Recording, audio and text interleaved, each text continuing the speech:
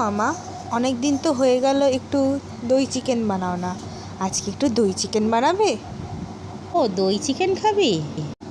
হ্যাঁ, গোটা মশলা দিয়ে যে দই চিকেনটা বানাও না, ওটা বানাও আজকে। হ্যাঁ, তা চল তাহলে বানিয়ে ফেলি। দইও আছে, চিকেনও আছে।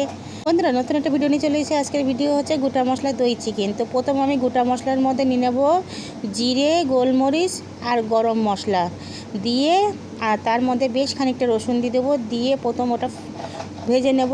ভেজে নেওয়ার পরে বেশি পরিমাণে পেঁয়াজটা দেবো। পেঁয়াজের কোনো বাটা হবে না, পেঁয়াজ কুচানোই হবে। তো অনেকটা পেঁয়াজ নিয়ে নিয়েছি, প্রায় আমি 400 গ্রাম মতন পেঁয়াজ নিয়েছি। নিয়ে ওটা ভাজা করব। ভাজা করার পরে তারপরে আমি দিয়ে দেবো দইটা দিয়ে আবার কষিয়ে নেওয়ার পরে আদা আর রসুনটা দিয়ে দেবো। দিয়ে ভালো করে কষিয়ে নেব। নেওয়ার পরে নুন, হলুদ, লঙ্কার গুঁড়ো আর কাসুরি মেথি দিয়ে দেবো।